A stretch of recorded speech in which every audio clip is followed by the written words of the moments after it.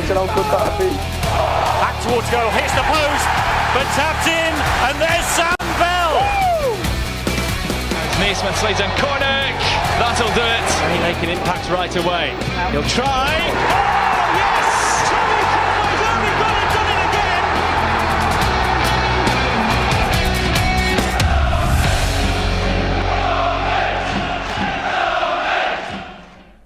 Well, the out of office is on, the Christmas shopping is done. All that's left is to bed in for a feast of festive football tonight beneath the glare of the Ashton Gate lights here on Robins TV. Bristol City take on Hull City with the aim of making it back-to-back wins for the first time since February. In Hull City, we meet a familiar face. Former Red Liam Rossigna is making a name for himself as head coach, rewarded with a new deal this week. He has the Tigers purring at the moment. They sit 6th in the championship table. Two young coaches toe-to-toe. A tactical puzzle tonight. Who will take the points?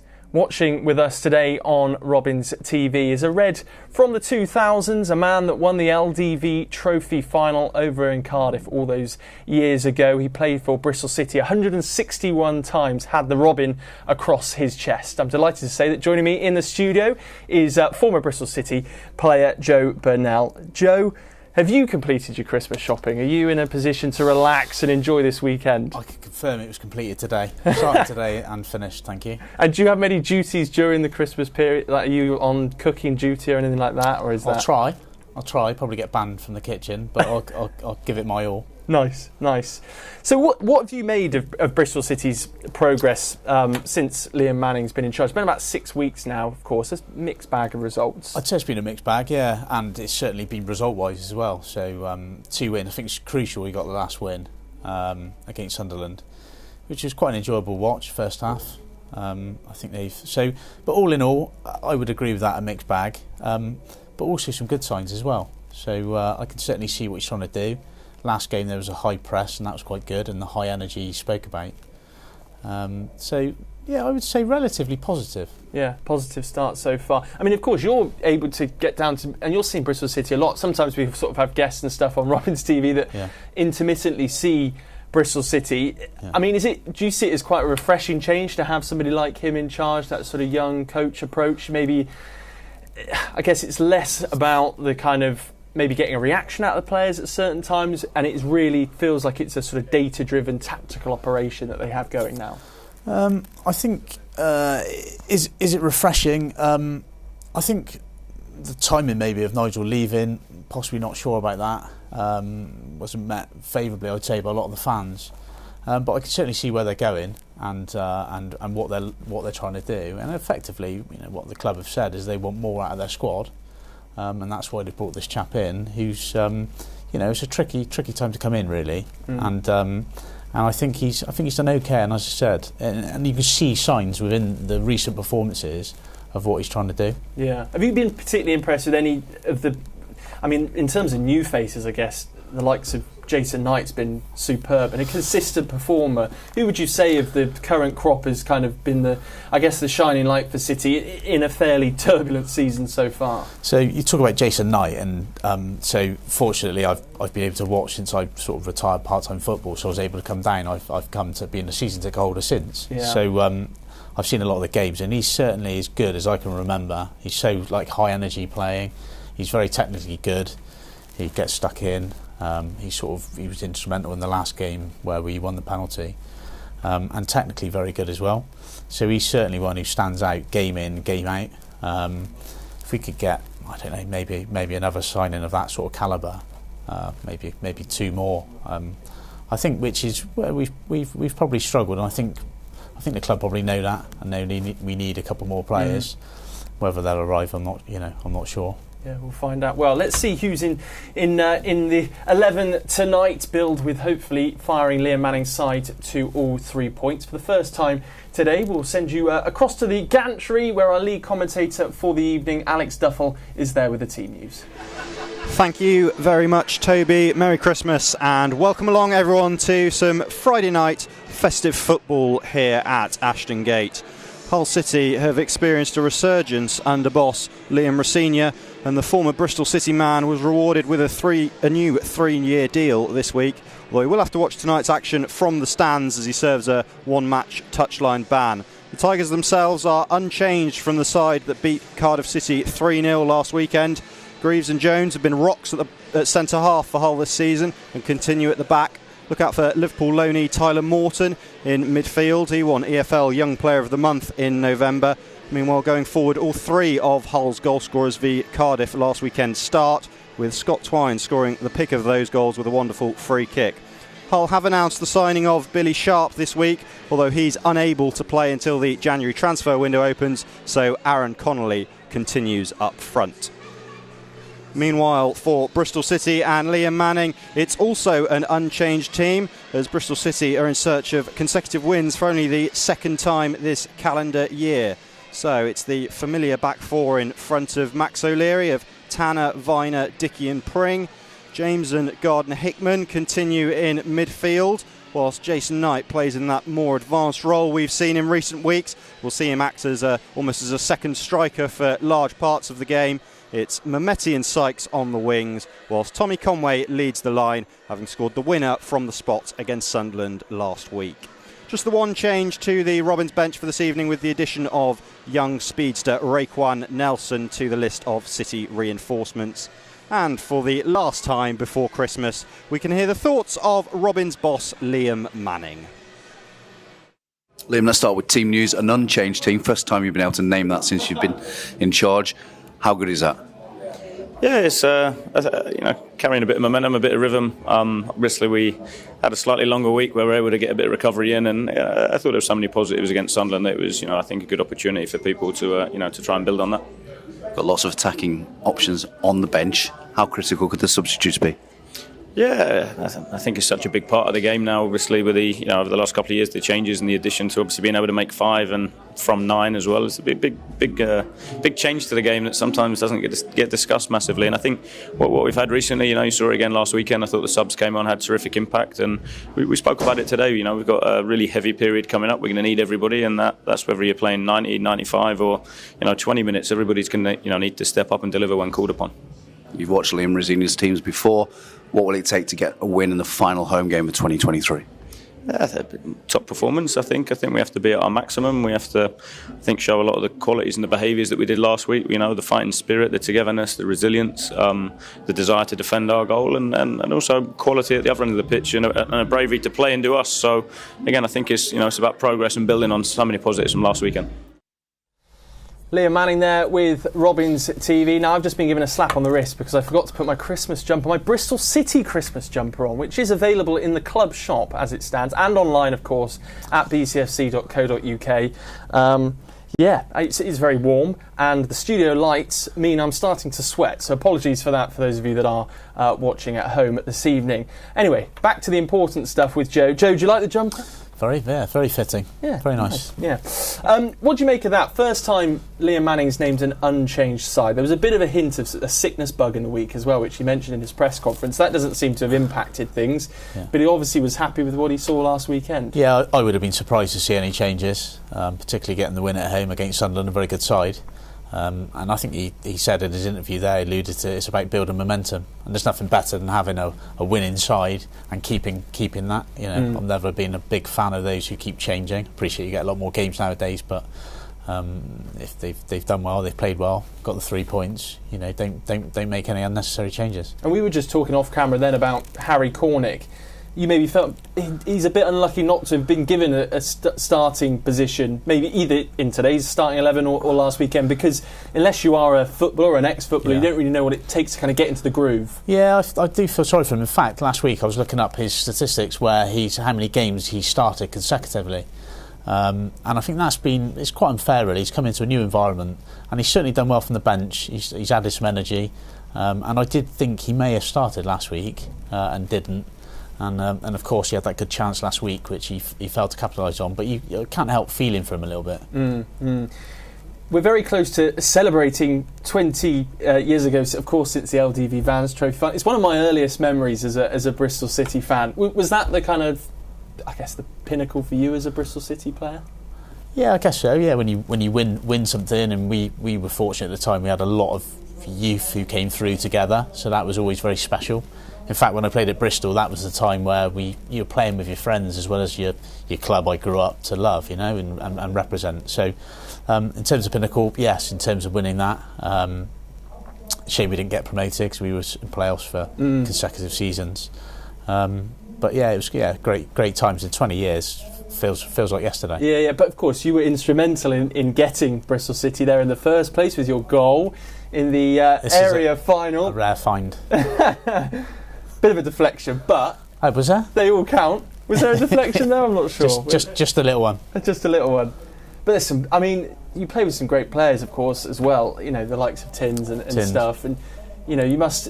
I guess as an ex-footballer, when you hear ex-footballers or current footballers talking about their playing days, it's less so about these big moments. It's the camaraderie that in between the games, in the changing rooms, and just being around that group on a consistent basis. Yeah, as I said, very fortunate. A lot of youth came together at the same time and came through, and I think at the time we were sort of breaking records for the amount of youth team players in one team and the lowest age group.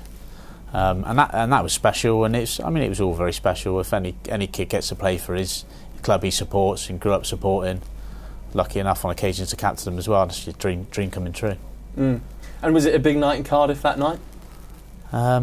We didn't go out in Cardiff. We came back to Bristol, but nice. it was. I mean, they were great times. Yeah, and there's Liam scoring there. I bet they were. Yeah, fantastic. Dejection there in the Carlisle players' face. Danny Wilson as well, and of course now we've got Liam Rosenior, of course, switching attention to Hull. There's Scotty there. He was playing that time as well. He's now in the opposition dugout. We were speaking a little bit prior to the show beginning. Did you kind of see that coming for him? I know you weren't particularly necessarily part of his sort of friendship group, but yes, he was a few years younger. I mean, he was a very, very talented player. He was young then and performing on that stage in front of all those people, because I can remember at the time feeling nervous on the day. So for him to come in even younger and do what he did, which was set up a goal and score, he was certainly a talented boy, and he showed that with his career. He played at the top level. But I've been particularly impressed with him since, and what he's done at Hull, and also his punditry before, and this short spell at Derby as well. It's always fascinating for me as we get to the trophy lift here. Mark Hughes there, of course, giving out the medals. It fascinates me, the sort of preparation that goes into a final like this. Of course, Bristol City 3 times winner of this trophy, more than any other side. But can you remember the lead up? Were you a player that sort of got nervous? How did you approach that? Was it tough? No, I think I always just focused on the next game or the next training session. I was always very much one who just gave it my all and was very focused, I suppose, as a young lad who would just give it my all. So never really had time. One thing I would say is it passes you by so quickly. I wish maybe I some way I could have absorbed it more. If anything, I'd probably focus on the next game. As soon as I finished, that was it, on to the next game. Yeah. I didn't have time to maybe appreciate it as much. How I could have done that more, I'm not sure. So it's hindsight, isn't it? It's like it's nice. It becomes a well-oiled machine that just keeps kind exactly. of turning. And I was so focused at the time just to do well and make sure I try and get in that team and try and impress Danny Wilson on the training session. Do this, do that. I was very maybe looking back, I wish I'd absorbed it a little bit more, but it's great to look back and reflect now, 20 years on. Feels like yesterday. And great to have you as part of the Former Players Association as well. Right, that's all for this first part of the show. Still loads to come. We'll be looking at the opposition for tonight. We'll be hearing from a man that we're hoping might come off the bench tonight and make a bit of an impact, Harry Cornick. The final part of his interview is next.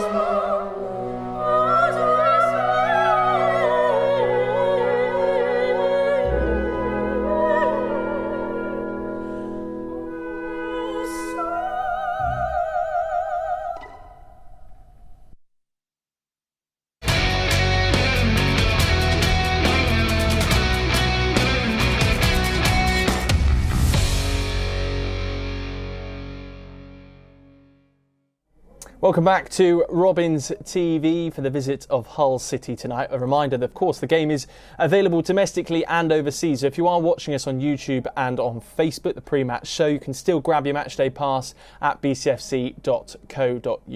Right, now it's time for the final part of an excellent interview between Dan White and Harry Cornick. They met up in Broadmead for a nice mulled cider and mulled over Harry's career so far. I mean, I believed in Nathan Jones and what he told me. I mean, he's a massive part of my career, probably the most important person in my career I've ever had, that really believed in me and showed me what I was capable of. So when he told me I'd be a championship footballer one day, I believed what he said. And yeah, he believed in me and I believed in him. So I always thought we'd get to where we had a great team, a great spirit. And I think that was the main thing at Luton, the team spirit we had, that everyone there believed in what we were doing. And every game we went into, we believed we were going to win, and we took that from League Two all the way into the Championship. And yeah, now they're in the Premier League, and watched them last night and unfortunately lose to Arsenal, and they had a great game. But yeah, I wish them all the best, and hopefully they stay in the Premier League. Yeah, I mean they're obviously, as you mentioned, they're in the Premier League now. It's where Bristol City want to get to. Yeah. I suppose it's a simple question, but what is the secret? What was it that they had that perhaps managed to get them up there? I couldn't tell you the secret, but there's loads of things I see when I was at Luton that I still feel when I come here. Like, I think the team spirit at Bristol, like, recently has been unbelievable, and the principles of the dressing room and the way we're going to progressively start playing under the new manager, that I can see similarities between what I saw at Luton and what I'm seeing at Bristol City. So hopefully I can come here and we can get into the Premier League here. And I really believe that over the next year and progressing onwards, that we're just going to keep improving, and that is our aim, and we believe that we should be up there at the top of the table and competing for the playoff places. And I think this year could be a special year, and if not this year, then I'm sure next year will be even more special. I mean, 2023 probably has been a year of steady improvement, I'd say, for Bristol City. 2024, I guess that's the aim really, is to make sure it's a drastic improvement and push them up further to the table. Yeah, I mean, I think we're improving. I think we've seen that since the new manager's come in, that we're learning from him, and it's going to take time. You can't just click and be a well-beaten side, but I can see principles in our play that's improving us. I thought recently we've had really good performances, not getting the results that maybe we deserve, but the improvement's there, and I think eventually it's going to start clicking slowly and surely, that we're going to become the side that we believe we should be and we believe we can be, and that I think we're going to have a special 2024. It's just how special it will be, we'll find out. Yeah. So you mentioned Liam Manning there. I mean, at the time of recording, he's only really just moved in. He's been here just about a month or so. How has his first month been from a player's perspective? It's been a busy month. It's been a very busy month. He's a very detailed sort of manager. He knows what he wants, and he wants you to know what he wants as well. So his principles of play are slowly seeping into the team. He knows where we want to be in positions, and it's going to take time to learn that. But he's had a lot of meetings and a lot of time on the training pitches to work on it, and we're getting there slowly but surely. But I think eventually, when we find out what he wants from us and we start playing the way he wants, we're going to become a great side. I really believe that. And just finally on that, I mean, in his first video, if you like, of his first day at Bristol City, he mentioned about Q&A in the sessions and meetings and things. So have you been called out yet on giving opinion on certain things? I've been called out a few times. I mean, we did a smaller session the other day. I think it was eight players in each meeting. He split it up just to get people who don't usually talk and express their opinions. A smaller group helps them come out and say what they, because some people don't. Not every character in football is the same. So some of the people who've got things to say might be a bit quieter, might be a bit more shy, or just not get the chance to say what they want to say. So with the smaller groups, it comes out. So everyone's getting an input into our team and different things they think, because everyone sees football in a different way. So something that I might see in the game might be completely different to something that Cameron Pring may see or Cal Naismith may see. So everyone's getting their bit and everyone's getting called upon, whether you want to or not. You have to talk now. So we talked about 2024 aims for Bristol City. Let's talk about Harry Cornick. What are Harry Cornick's aims for 2024? My aim for I want to score more goals. I mean, I haven't really scored as many goals as I would have hoped at Bristol thus far, but I think 2024 will be a good year for me, scoring more goals, getting into the team, being more influential in the team. And I mean, for me personally, I'm more of a team player, so I'd rather the team do well than me. If we can win a few games, I'd rather that than score a few goals. But for me personally, just get into the team and help the team improve and keep improving as a person and as a player. And keep Section 82 singing your name. Are you a fan of your chant? Yeah, I mean, it's a great chant. I really enjoy it. Whenever I come onto the pitch, I hear that. It does spur me on. It gets me going. I think the fans at Bristol City have been excellent. They've been every game. I mean, the away fans have been excellent as well. Travelling to every game. I think we had 2,700 at Southampton, which, I mean, I've never really seen that before, that amount of following. But fans have been unbelievable, and hopefully they keep singing the songs and spurring us on, because we need to make Ashton Gate a fortress. We need to start winning some more games there if we want to climb the table and get to where we believe we should be. Harry Cornick there with Dan White enjoying a drink down in Broadmead. He seems like a very likeable guy, so it's no wonder people really just want to see him find the back of the net as soon as possible. Yeah, he comes across very well there. I sort of agree with a lot he said. It's just been maybe a little bit unfortunate with some of his luck in certain times. Last Saturday, he sort of threw on goal and just took that extra touch, which, yeah, another day you'd expect him to score, really. Yeah. Well, let's put our opponents into the spotlight for tonight. And have a look at maybe a few areas where Bristol City might look to capitalise on some hesitancy at the back. Starting with this short routine, which sees Liam Delap peeling off the back here, which seems to happen a number of times, Joe, and maybe an area City could look to get under their skin. Yeah, I think you've got to be careful there. If you watch it, it's obviously a deliberate set play that they've worked on, and here he's scored a goal there.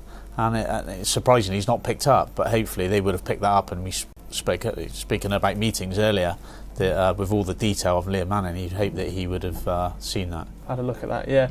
And other end of the pitch in terms of Hull City defending, maybe some gaps for Bristol City to exploit as well, and just a bit of general chaos at the back. I guess it must be an area for Liam Rossini to tighten up, given his position as a player as well. Yeah, you think they've exposed us almost full-back areas there, or getting to the byline and cutting the ball back. But you can see from there, there's 2 goals you've seen where they've got to the byline, cut the ball back, and failed to deal with the sort of second phase there. So again, you'd like to think that these clips they would have seen, and we've got some good pace on those wide areas. You'd like to think Pring can expose those, and certainly the last game where you saw Knight getting in some pockets with Mehmeti, if they can get to the byline, cut something back. Yeah, and I guess looking ahead to tonight then, Hull City, where do you think Bristol City can get at them, in a quick score prediction as well? I think 2-1 to us this evening. 2-1 to us? Yeah, 2-1, yeah. Yeah, nice, okay. Well, hopefully Harry Cornick can come off the bench and bag a goal as well. Right, time for us to say goodbye to those of you that are watching this evening on Facebook and YouTube. As I said, the game is available domestically and overseas, so you can download your matchday pass at bcfc.co.uk, and our coverage will continue and you can enjoy all the action.